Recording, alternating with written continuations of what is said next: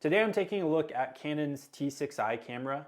This camera came out in 2015 and it was my first DSLR camera. The T6i can be found at a very reasonable price point now. Because of that, I think it's one of the perfect cameras to pick up and start using to try and learn videography. And by the time you start to hit your limits, you'll have learned enough to actually justify going to get a better camera. So that being said, let's take a look at some of the pros and cons of Canon's T6i camera. One feature that I like and that I always want to have in my cameras is a fully articulating screen. The screen that can just fold out and can be adjusted to whichever angle you need. This is just a really practical feature to have.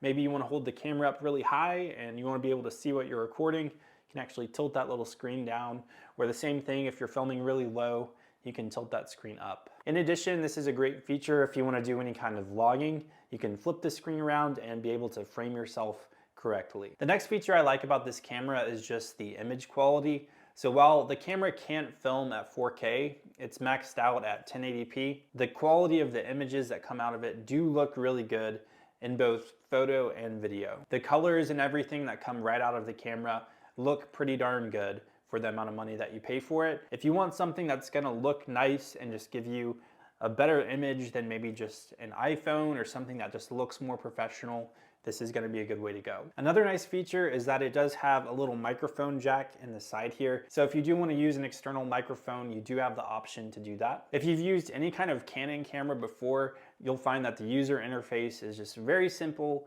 very easy to use, and pretty intuitive. So when you're looking for a setting, you can quickly just flip through the little screens and find what you need. The primary selling point of this camera, in my opinion, is the price point.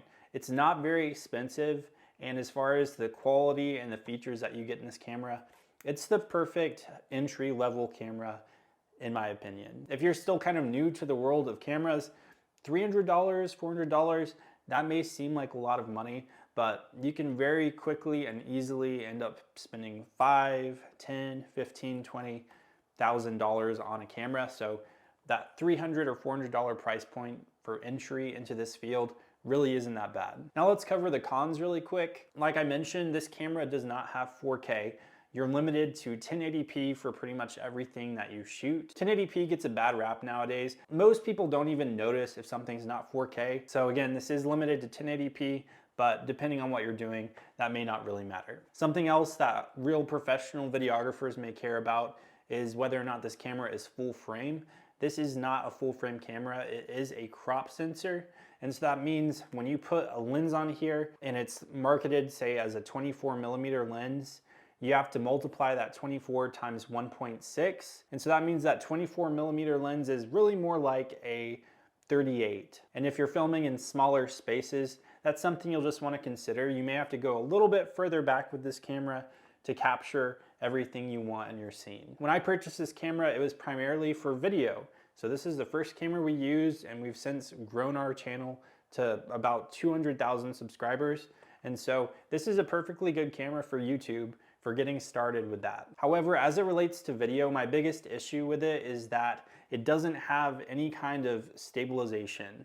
So there's no in-body image stabilization, there's no digital stabilization. The stabilization really comes down to you, how stable you can be as you hold it, or you can get a lens that is stabilized, and I would definitely recommend that. Try to find a lens that does have some kind of stabilization, because that'll help a lot as far as keeping things not so jittery. But learning proper camera holding technique is something you should learn anyway. Not having that crutch of stabilization as you're beginning ultimately, I think, will help you in your videography career. Another pain point with this camera is the autofocus. So the autofocus is pretty good, and I would just say it like that. If you're moving around a whole lot or your subject is moving a lot, you may have a difficult time staying focused on them. But in my time using this camera, that was never really that big of an issue. The last drawback I'll mention, and probably one of my main motivations for wanting to upgrade the camera, is simply that the battery life wasn't the greatest. So our other channel is about horses, and so we're outdoors filming all the time.